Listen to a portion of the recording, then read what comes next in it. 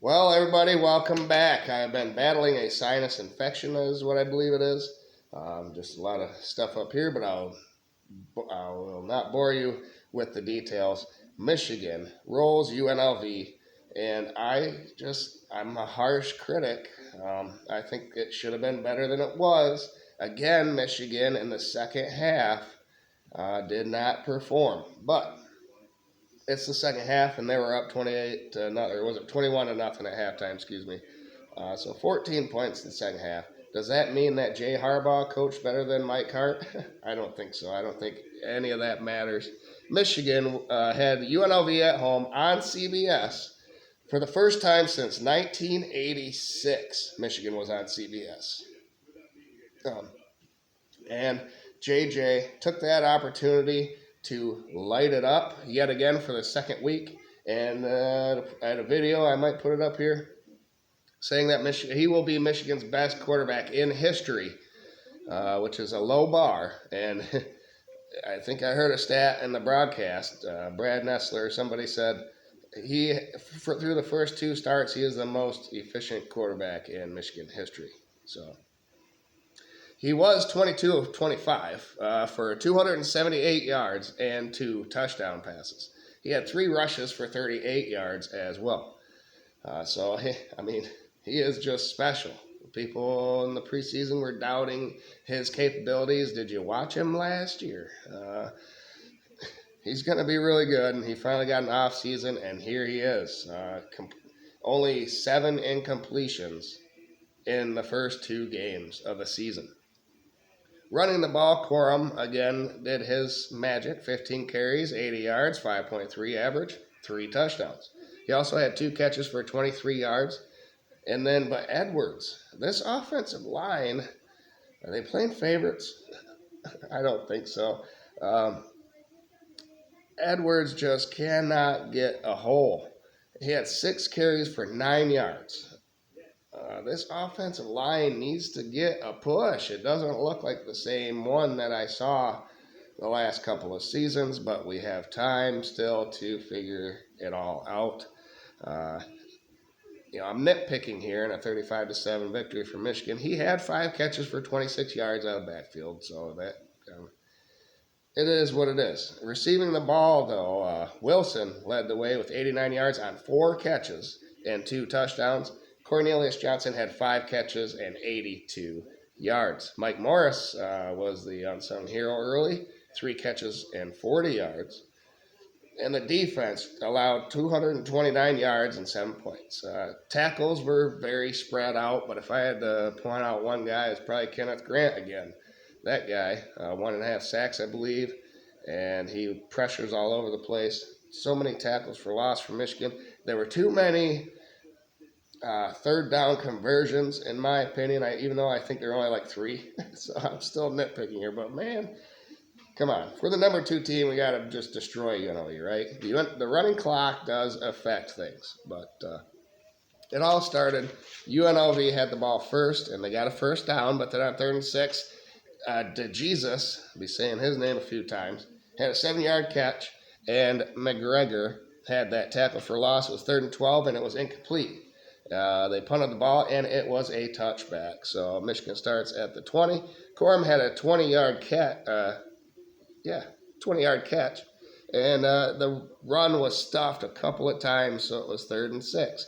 But Morris had that 16-yard catch, and Wilson had a 25-yard catch off of play action, which is going to be huge this season. Everyone's stuffing that box, so why not do play action, huh?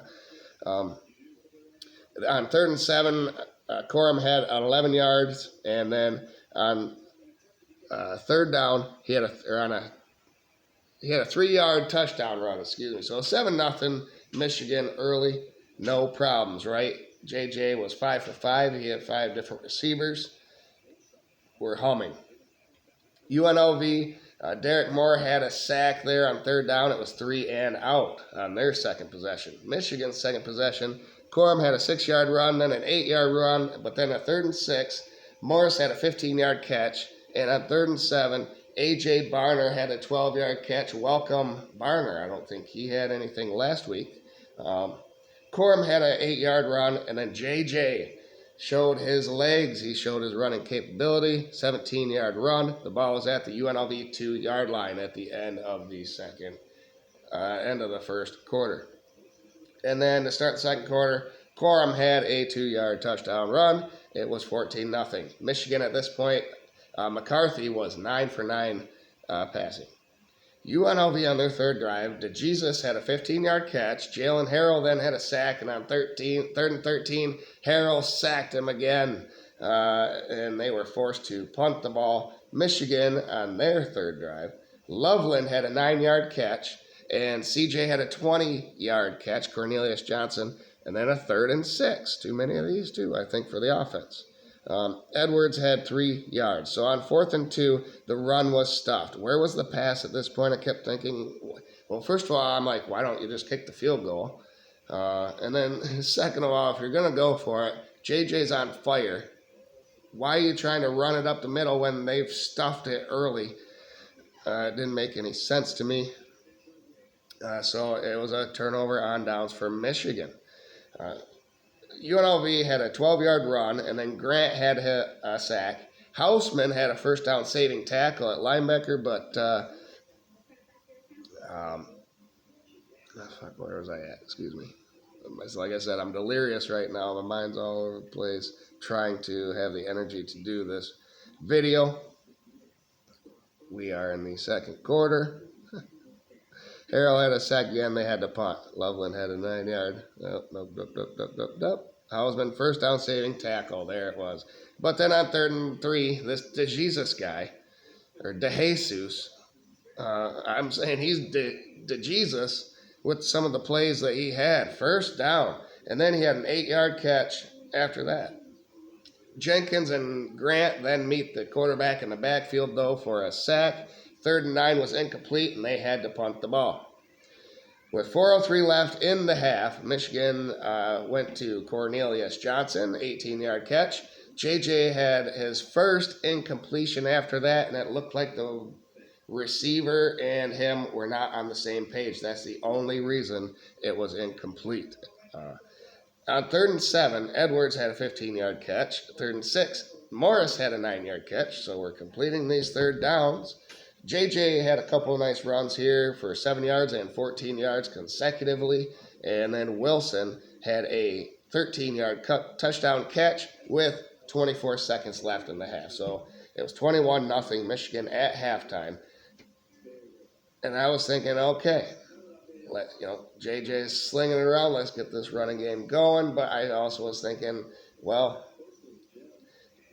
it's UNLV, so keep people healthy. It was Mike Hart's turn to be the coach in the second half. A 3rd and 3 was batted at the line of scrimmage, so it was a 3-and-out for Michigan to start right off the bat. Doman, though, had a 49-yard punt. Man, was he pretty good today. There was no return on that punt. But UNLV then went 3-and-out. This is a kind of a long series in the third quarter, a lot of plays. Probably as many plays as the first and second quarter combined, or possessions, I mean. CJ had a 12-yard catch. Roman Wilson then had a 47-yard touchdown catch and run. It was 28-0, but that was cool because they were just talking about a friend of J.J. McCarthy, a former teammate at Nazareth, who wore the number 47, who died, and he played for UNLV. So, it all came to fruition there. Thoughts and prayers go out to his family, but man, that was pretty cool. And then UNLV had a 3rd and 10, and there was a roughing the passer on Michigan. Vincent Davis had a 21 yards, and it was the first time in the whole game where UNLV was on Michigan's side of the field. On 3rd and 3, Davis tipped the ball at Michigan's 34-yard line, and on 4th and 5, it was stuffed. Turnover on downs by UNLV. Michigan then got the ball, and on 3rd and 6, it was incomplete, 3-and-out. DeJesus had a 23-yard return to their 39-yard line. Good return by him. UNLV had a 3rd and 10 in their next possession, and Grant tipped the pass at the line of scrimmage. Running into the kicker penalty was called on 4th down, but a late hit out of bounds on UNLV both penalties were enforced, so it actually backed them up, and they had to re-punt. See, there it is. All right. Eventually, it was a 3-and-out for UNLV. Corum on Michigan's next possession at a 19-yard run. Cornelius Johnson had a 27-yard catch, and then he had a 27-yard on an end-around run. Cornelius Johnson did. And then Corum had a 5-yard touchdown run. Bang, bang, boom. His third touchdown run, 35-0 Michigan. It is still in the third quarter. UNLV, finally Ricky White, the former Michigan State receiver that lit up Michigan a couple years ago in the COVID year, had a good play, 27-yard catch. Then Michigan forced a fumble. It was a loss of 8 yards. They could not recover it. And then on 4th and 8, UNLV, their pass was incomplete. With 56 seconds left in the third quarter, Jack Tuttle came in for Michigan, replacing JJ, and he had a great run for 18 yards and went out of bounds and then was pushed out of bounds. He had to leap over the benches, and then he went into like a tripod for a camera or something. He was down for a while. Looked like he was injured, really. But he got up, and Davis Warren came in. Mullings had a 3-yard run, so enter the backups. They're in now. Now it's the fourth quarter. On 3rd and 7, Warren was intercepted by Williams for UNLV at UNLV's 22-yard line. After that happened, I was thinking, okay, at this point, keep the shutout intact, but keep people healthy while getting backups valuable playing time. It's a tricky situation, especially for your second interim coach in one game. So, that's kind of hard to do there. But they did not keep the shutout, but they did keep people healthy, and a win is a win, right? Next up is Bowling Green. For UNLV next, Jacinto had a 15-yard catch. Connerly Jr. had a 13-yard catch, and on 3rd and 6, it was stuffed, and then on 4th and 3, it was incomplete. So Michigan was very good on 4th down, but with 10:31 left, Jaden Denegal came in for Warren because he threw that interception. Apparently, Tuttle wanted to be back in the game. He was pleading, but hey, you got hurt there. We're going to keep you safe. It was 3-and-out for Michigan. UNLV, Reese had a 9-yard run, and then Jacinto had a 25-yard catch. Earls, the tight end, had a 12-yard catch over the middle. First down at Michigan's 23-yard line. And then Jordan Young-Humphrey had a 20-yard touchdown run right up the side. No one was there. It was an 81-yard play. There 81 yards in 9 plays for UNLV. And then with 2:43 left, Samaj Morgan had a nice return to the Michigan's 31-yard line.